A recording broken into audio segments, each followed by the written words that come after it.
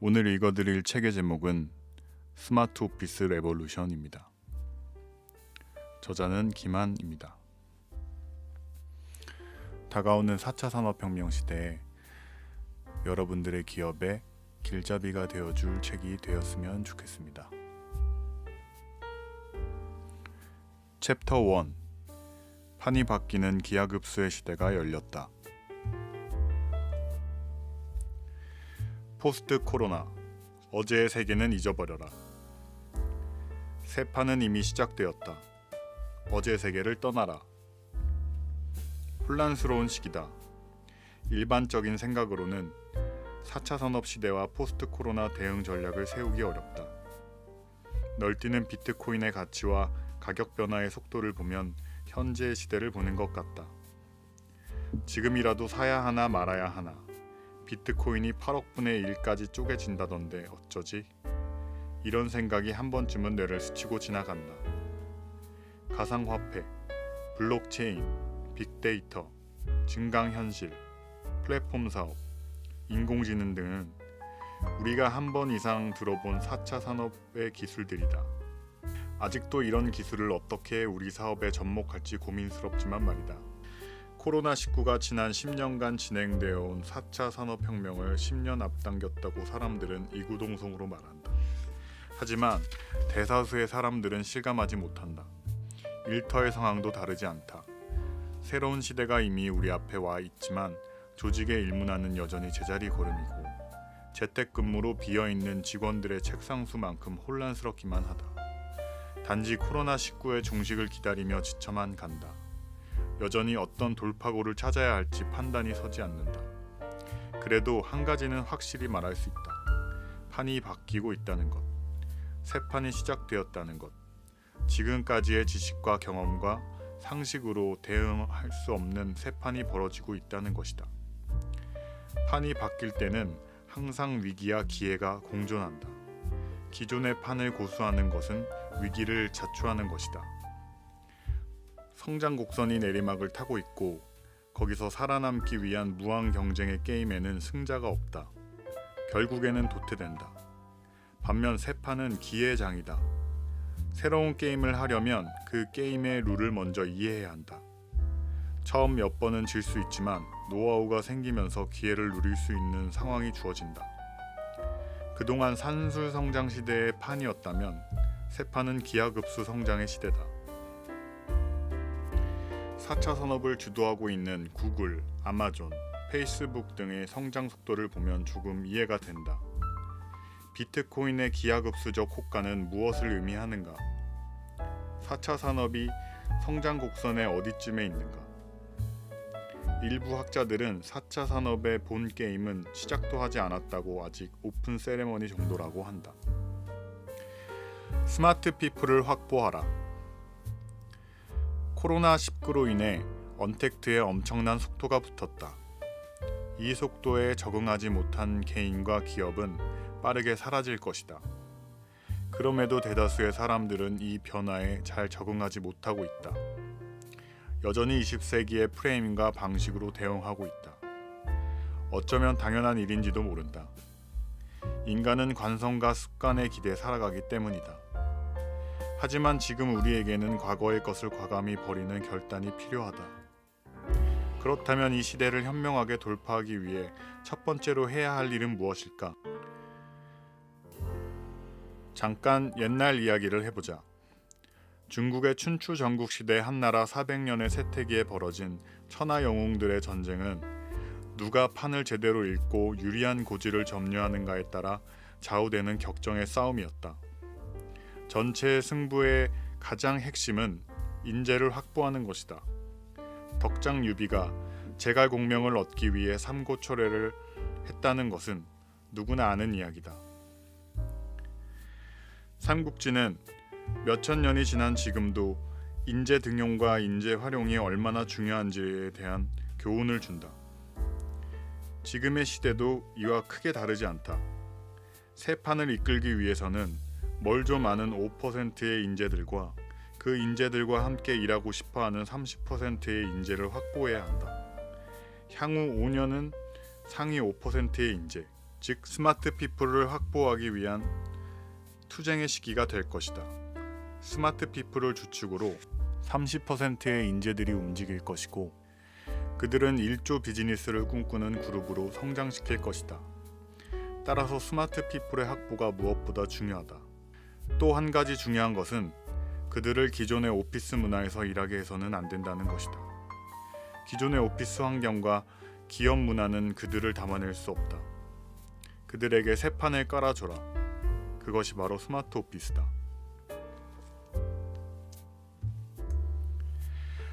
스마트 오피스로 새 판을 리드하라. 스마트 피플의 첫 번째 둥지. 스마트 오피스는 공간이 아니다. 공간을 넘어서는 전략이다. 새들도 둥지를 함부로 만들지 않는다. 스마트 오피스는 일, 생산성, 기술, 협업, 참여, 조직, 리더십, 문화, 디자인, 효율성, 지속성장 가능성, 복지를 모두 포함하는 개념이다. 오피스는 더 이상 그저 모여 일하는 공간이 아니다. 스마트 오피스는 5%, 30%의 인재들을 모여들게 하고 그들을 연결하는 과정에서 지속적으로 성장하는 개념으로 이해되어야 한다. 자율자석제를 도입했다고 해서 스마트 오피스를 공유 오피스라고 하는 것은 오해이며 오피스 공간에 대한 너무나도 얕은 관점이다. 기존의 판에서 쓰던 전략은 더 이상 새 판에 맞지 않는다. 하지만 여전히 많은 기업들이 기존 판과 새 판에 대한 인식조차 부족하다. 막대한 돈을 들여 기존 판의 룰에 스마트 오피스라는 무늬만 입히고 있다. 스마트 피플이 모여들기를 기대하겠지만 그런 공간에는 하드워커만이 탄생할 뿐이다. 하드워커들이 일하는 공간에서 스마트 오피스라는 무늬만 입혀서 스마트 워커가 오기를 기대하지 마라. 새 판은 새 트랙이다. 스마트 피플을 확보하기 위해서는 그들에게 맞는 스마트한 공간을 제공해야 한다. 그들은 연결과 지능, 일터의 혁명을 전파하여 1조 비즈니스를 비전으로 삼고 로봇과도 거침없이 협업하여 기업의 집단 몰입을 일으키는 촉매제 역할을 할 것이다. 연결과 지능, 일터 혁명의 시대. 우리 손안에 있는 기하급수적 성장의 산물.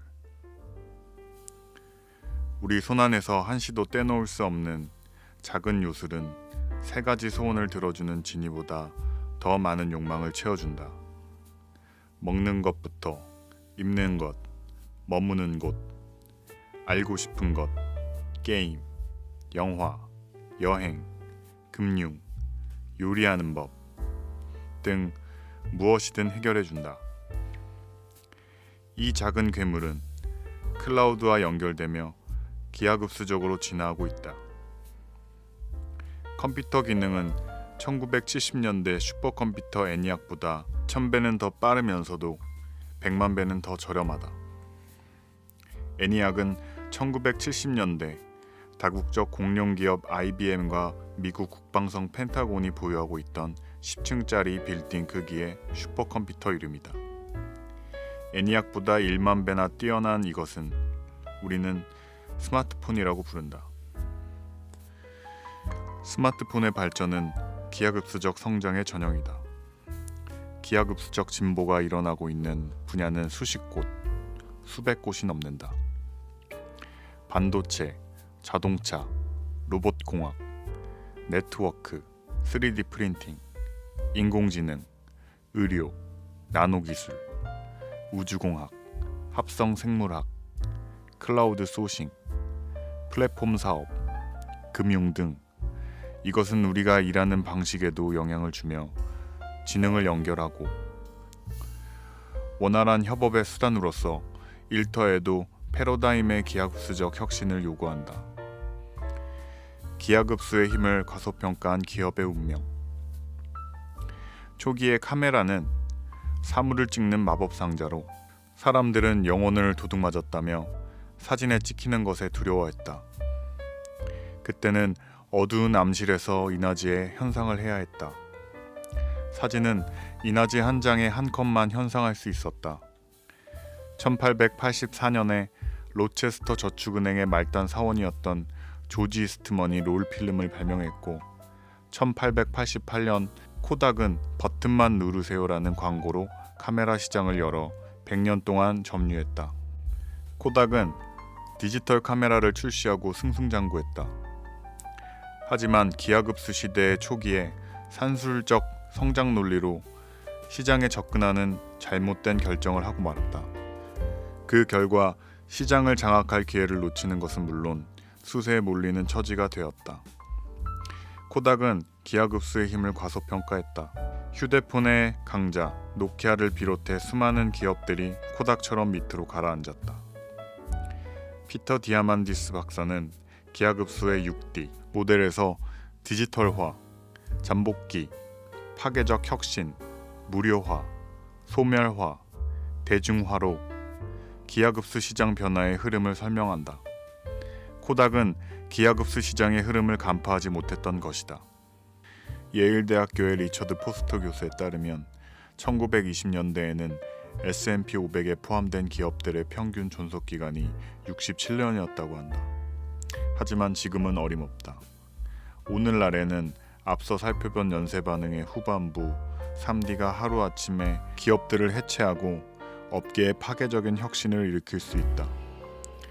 그 결과 21세기의 S&P 500 기업들의 평균 존속기간이 겨우 15년에 불과할 것으로 전망된다.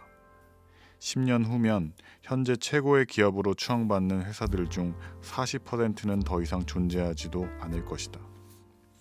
2020년이 되면 우리가 아직 들어보지도 못한 기업들이 S&P 500 기업의 넷 중에 셋 이상을 차지하게 될 것이라고 포스터는 말한다. 우리가 늘 손에 들고 있는 작은 거인은 디지털 카메라를 무료로 제공한다. 코닥이 시장에 제공하던 최고급 사양보다 높은 화소를 담고 기능을 다 사용하지 못할 정도의 첨단 기술을 연결한다. 특별한 이유가 아니면 우리는 카메라를 별도로 사지 않는다. 그리고 무엇이 사라졌는가? 음악을 재생해서 듣던 CD, 백과사전, 손전등, 내비게이션 등 앞으로도 이런 파괴적 혁신과 소멸의 과정은 매 순간 끊임없이 발생할 것이다. 소멸당하지 않고 혁신을 통해 살아남기 위해서 우리는 새로운 선택을 해야 한다. 혁신의 요람, 스마트 오피스.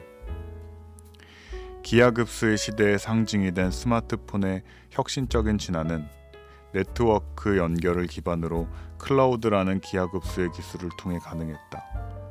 이를 기반으로 일터에서도 변화의 바람이 일었다. 우리는 시간과 공간을 넘어 언제 어디서든 업무가 가능한 세계를 맞이했고, 이를 바탕으로 세계의 시장은 하나로 연결되면서 지역적 거리와 경계로 보호받던 시장의 장벽은 빠른 속도로 무너지고 있다. 우리가 일하는 방식뿐 아니라 기업 문화, 조직 문화, 일하는 공간 등 모든 것에서 혁신을 요구한다. 스스로 파괴적인 혁신가가 되지 않고는 기하급수의 시대를 맞이할 수 없다. 혁신하지 않고 살아남을 수 있다고 믿는 것은 댐 아래에 집을 짓고서 홍수에 안전하다고 착각하는 것만큼이나 위험한 일이다. 산술 성장 시대인 어제 댐은 무너지고 거대한 홍수의 기하급수 시대가 왔다. 이것이 바로 우리가 스마트 오피스를 단순히 공유 오피스 또는 자율자숙제라는 개념으로 정의하고 싶지 않은 이유이다. 스마트 오피스는 새로운 시대의 일하는 방식과 인재를 품을 수 있는 요람이 되어야 한다. 스마트 피플을 모여들게 하고 그들이 서로 긴밀하게 연결할 수 있도록 하여 파괴적인 혁신을 촉발하는 것이 바로 스마트 오피스의 역할이다. 1조 비즈니스를 꿈꾸는 스마트 피플이 모여드는 기업인가? 스마트 피플, 미래를 읽고 기회를 만드는 사람들. 기하급수적 성장 시대에 밑그림을 그린 이들은 미래를 보는 능력을 가지고 있다. 미래를 보는 눈을 우리는 비전이라고 한다. 빌 게이츠, 스티브 잡스, 레리 페이지, 세르게이 브린, 제프 베조스, 일론 머스크, 리처드 브랜슨. 한 번쯤은 들어본 이름이다. 이들의 특징은 시대를 읽는 통찰과 비전, 자율성, 상상력, 몰입의 중요성을 알고 있다는 것이다. 그들은 함께 일하는 이들에게도 이런 판을 경험하게 해준다. 당신의 기업에 기하급수의 성장을 꿈꾸는 스마트 피플이 모여들게 하고 싶다면 지난 100년의 경영 방식은 잊어라. 앞으로 10년은 전혀 다른 세상이 펼쳐질 것이며 스마트 피플은 그 판에서 놀고 싶어 한다. 기하급수의 성장 기회는 큰 기업이든 작은 기업이든 똑같이 주어진다. 여러분의 경쟁 상대는 더 이상 바다 건너에 있는 다국적 기업이 아니다. 자신의 가능성을 믿고 대담한 도전을 펼치면 누구나 가질 수 있는 미래의 기회는 기하급수의 힘을 활용할 줄 아는 스마트 피플에게 돌아갈 것이다.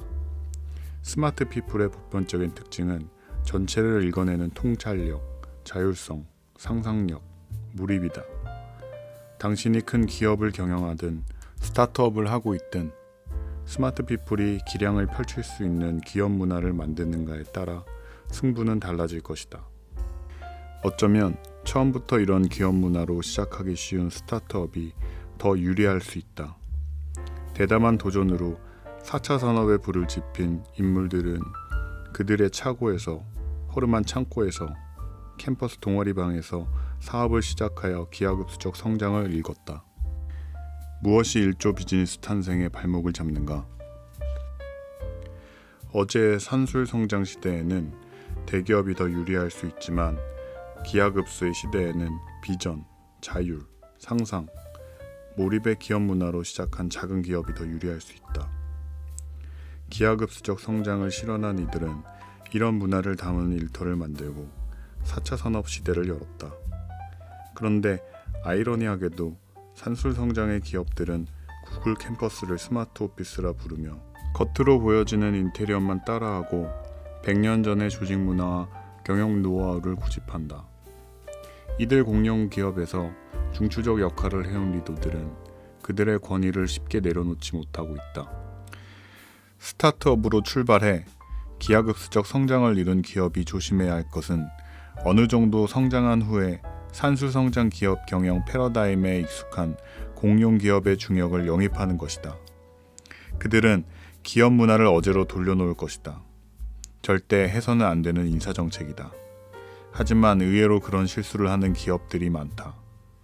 스마트 오피스 공간 구축 세미나를 열면 기하급수의 기술로 제법 성장한 기업이 스마트 오피스 공간을 구축하고도 기업 문화는 예전 그대로라며 호소한다. 조금 들여다보면 대부분 어제의 경영 노하우로 성공한 인물을 영입했다는 사실을 알 수 있다. 그들은 예전에 성공했던 산술 성장의 노하우를 강조하며 기하급수적 성장 기업의 대담한 행보에 알게 모르게 지속 성장의 브레이크 역할을 하며 자신에게 맞는 스타일의 인사로 미래 성장의 발목을 잡는다. 스마트 피플, 새로운 시대의 주인공. 스마트 피플의 경쟁 상대는 해외 또는 국내의 대기업이 아니다. 당신은 조금도 위축될 필요 없다. 기하급수의 1조 비즈니스 기회는 동등하게 주어졌다. 새로운 시대를 통찰하고 그 시대로 한 발 내디더라. 스타트업의 스마트 피플이여, 골리앗을 이긴 다윗의 신화는 그대들의 이야기다. 기하급수의 시대는 대기업보다 우리가 더 유리하다.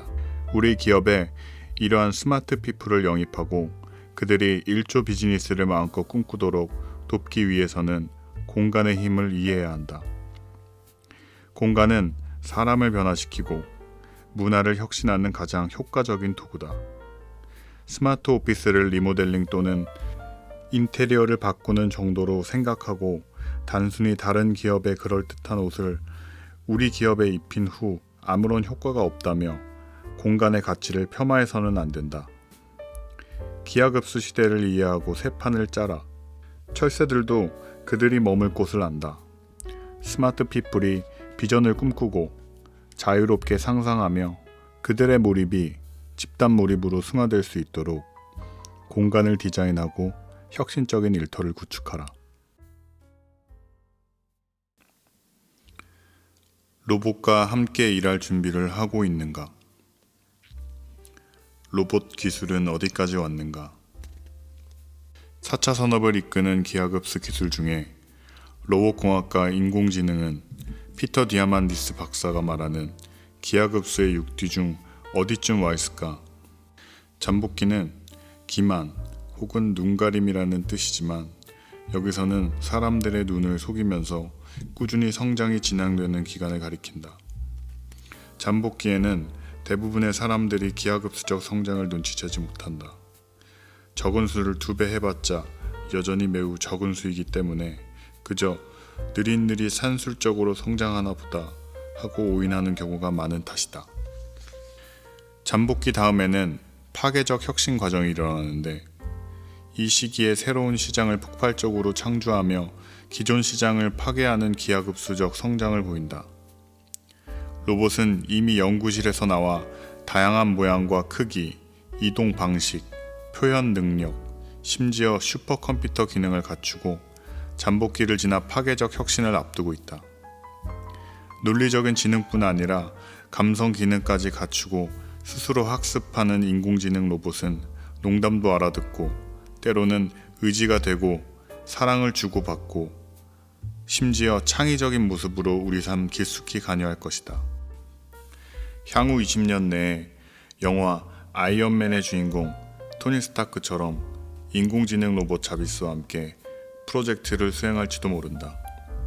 자비스는 스마트폰보다 1만 배는 우수한 슈퍼컴퓨터 기능을 갖추고 클라우드를 통해 지구의 모든 정보를 이용하며 우리와 대화하고 의견을 나누며 하나에서 10까지 우리의 삶을 도울 것이다.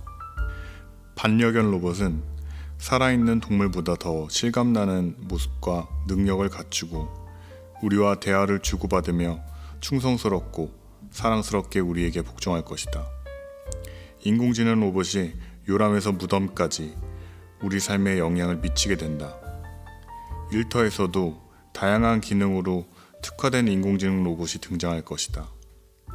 그렇기 때문에 우리는 로봇과 함께 일할 준비가 되어 있어야 한다. 이미 각 국가는 인공지능 로봇에 대한 통제와 인류의 유익을 위한 법안을 제정하고 있다. 로봇과의 협업, 선택이 아닌 필수. 이제 기하급수 시대의 무한한 가능성을 가진 사업 기회에 대한 이야기를 해보자. 우리 손안의 작은 기하급수의 변화만으로도 어마어마한 비즈니스 기회를 포착한 수많은 기하급수 성장의 기업이 탄생했다. 앞으로 기하급수의 기술들이 잠복기를 지나 파괴적 혁신에 들어서면 서로 융합 시너지 효과로 연결되어 스마트폰 시장의 파괴적 혁신보다 훨씬 큰 파급력을 발휘할 것이다. 3D 프린팅의 영역만 해도 소재와 기술이 다양화되고 첨단화되는 잠복기를 지나 파괴적 혁신 과정을 맞이하고 있다. 앞으로는 자신이 타는 자율주행 자동차 부품을 직접 3D 프린팅으로 만들고 조립하여 자신만의 독특한 디자인의 차를 만들 수 있다. 인공지능 로봇도 3D 프린팅으로 조립하는 미래가 곧 펼쳐지지 않겠는가? 우리가 기하급수의 시대의 비즈니스 영역을 판단할 때 지난 100년의 패러다임으로 시장을 바라봐서는 안 된다. 예를 들어 IBM은 왓슨을 클라우드에 업로드해서 누구나 개발용 플랫폼으로 사용할 수 있겠다. 왓슨은 2011년 2월에 제퍼디라는 퀴즈쇼에서 인간을 이긴 슈퍼컴퓨터다.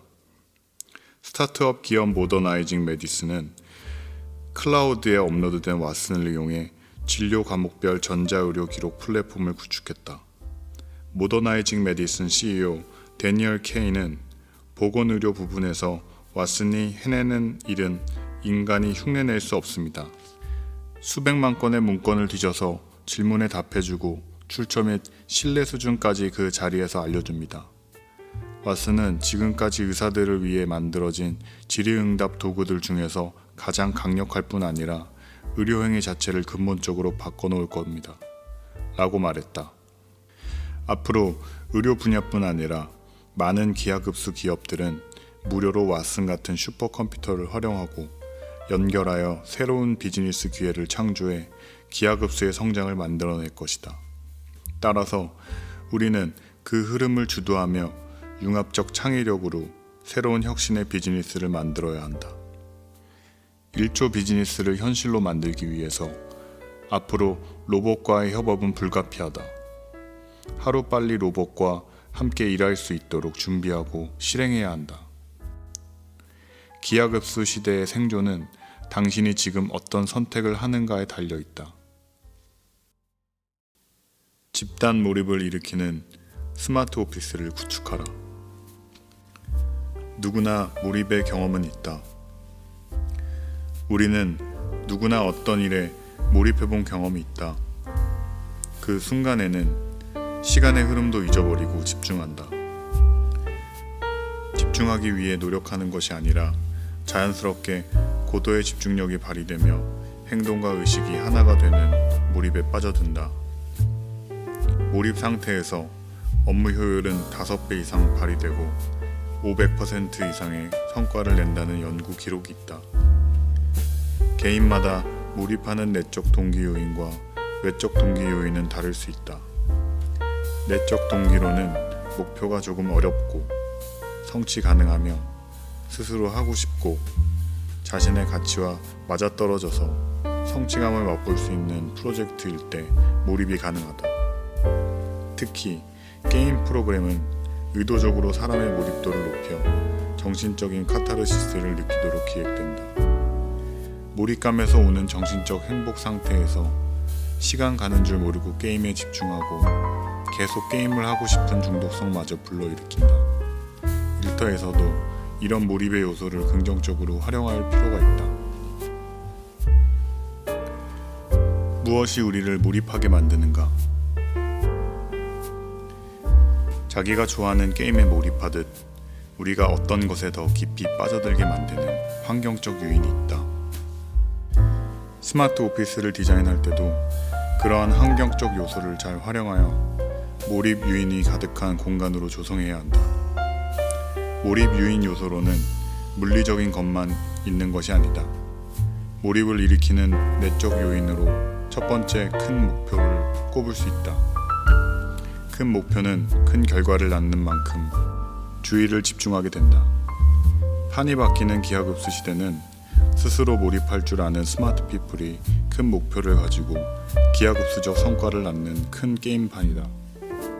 버는 게임을 주도할 줄 아는 이들은 큰 목표와 큰 성과를 위해 고도의 집중력을 발휘하며 무섭게 몰입한다. 두 번째는 도전 의욕이다. 기하급수의 시대는 모험의 시대다. 누구나 만들어 놓은 고속도로를 운전하는 게임이 아니라 아무도 가보지 않는 미지의 길을 개척하는 기하급수의 게임이다. 70억 인류의 문제를 해결하고 새로운 문화를 창조하는 큰 게임이다. 기하급수의 기업들은 새로운 길에 도전하는 가치를 알기에 진취적 실패를 당연하게 여긴다. 오히려 실패하지 않는 것이 잘못이라며 진취적 실패에 포상을 한다. 위험을 감수하고 낯선 것들을 즐길 때의 도전 의욕은 몰입을 유인하는 또 하나의 내적 요인이 된다. 세 번째는 실수에 대한 인식이다. 이와 관련해서는 싱가포르 국립대학교 마이클 프레제 교수의 실수 연구를 엿볼 필요가 있다. 그는 실수에 관한 두 가지 문화가 있다고 설명한다. 실수 예방과 실수 관리가 그것이다. 실수 예방은 실수 자체를 하지 않는 것을 강조한다. 반면 실수 관리는 실수는 일어날 수밖에 없으므로 일찍 발견하고 빨리 교정하여 부정적 결과를 줄이는 것을 강조한다. 실수 예방을 강조하는 곳에서는 실수를 비난하고 감추려는 문화가 생기고, 실수 관리를 강조하는 곳에서는 실수를 공유하고 거기에 학습하려는 문화가 생긴다. 관련 연구를 보면 실수 관리에 가까울수록 조직이 혁신적이며 수익률도 높다는 결과가 있다. 실수를 예방하려는 조직에서는 여러 장애물을 모두 고려하느라 과제 자체에 몰입하기 어려운 환경이 조성될 위험이 크다. 네 번째는 불확실성이다. 무슨 일이 일어날지 모르는 불확실함 속에서 스릴을 느끼며 게임에 빠져드는 것이다. 기하급수 시대의 법칙도 처음 시작할 때는 산술 성장보다 느린 성장 곡선을 보여주다가 어느 정도 변곡점에 이르면 기하급수의 성장으로 변해 산술적 계산이 어렵다. 기하급수적이란 우리의 머리로 계산되는 성장의 세계가 아니다. 불확실한 기하급수적 성장은 프로젝트를 추진한 당사자들도 놀랄 만큼 성과를 만들어낸다. 불확실성은 불안한 요소이기도 하지만 그것을 동력으로 양질의 몰입을 일으킬 수 있다. 큰 목표, 도전 의욕, 실수에 대한 인식. 불확실성은 스마트 피플들의 개인적 몰입을 유인하는 중요한 키워드이다. 이제 집단 몰입에 대해 알아보자. 집단 몰입은 어떻게 일어나는가? 집단 몰입이란 여러 사람이 하나의 목표를 이루기 위해 몰입에 빠져 있는 상태를 말한다. 스포츠 경기에서 이기기 위해 팀원들이 서로 협력하여 팀워크를 발휘할 때 집단 몰입이 나타난다. 팀원들의 집단 몰입이 게임의 승패를 좌우하는 결정적 요인인 경우가 많다.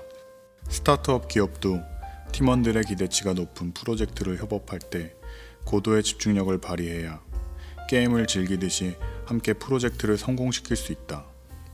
스마트 오피스는 일, 생산성, 기술, 협업, 참여, 조직, 리더십, 문화, 디자인, 효율성, 지속 성장 가능성, 복지를 연결하며 집단 몰입을 유인할 수 있는 스마트 워크 플레이스로 구축되어야 한다. 집중력을 요하는 환경을 단지 조용하고 혼자 있는 공간으로만 해석해서는 안 된다. 시끄러운 곳에서 몰입이 일어날 수 있기 때문이다. 개인적 몰입과 집단 몰입을 유인하는 스마트 오피스 환경은 각 기업의 기준에 맞게 디자인되어야 하는 고도의 전문 영역이다. 그러기 위해서는 스마트 오피스 기획 단계에서 조직 구성원 개인과 팀의 내적 외적 몰입 요인을 분석하는 과정이 필요하다. 그것이 바탕이 될 때 개인적 몰입과 집단 몰입이 모두 가능한 스마트 오피스가 탄생한다. 판이 바뀌는 기하급수의 시대가 시작되었다. 20세기의 패러다임으로는 새 판에 적응할 수 없다. 새 판을 리드할 인재들이 중요하다. 5%의 인재가 30%의 인재를 집단 몰입으로 이끌고 30%의 집단 몰입은 70%의 집단 몰입으로 이어지면서 기하급수적 성장 기업의 신화를 창조한다. 20세기에는 근면성실을 기반으로 열심히 일하는 하드워커가 필요했다면 기하급수의 시대는 통찰력과 상상력으로 무장한 창의적 사고의 스마트 피플이 집단 몰입으로 일하는 시대다. 이들은 자신들이 상상한 미래의 비전을 실현하기 위해 무서운 집중력으로 시간이 정해진 퍼즐을 맞추는 게임을 하듯 몰입한다. 스마트 오피스를 구축하고 5%의 인재를 유입하라. 스마트 피플의 몰입으로 30%의 스마트 워커를 만들고 그를 바탕으로 한 집단 몰입을 기업 문화로 만드는 것이 스마트 오피스 레볼루션이다.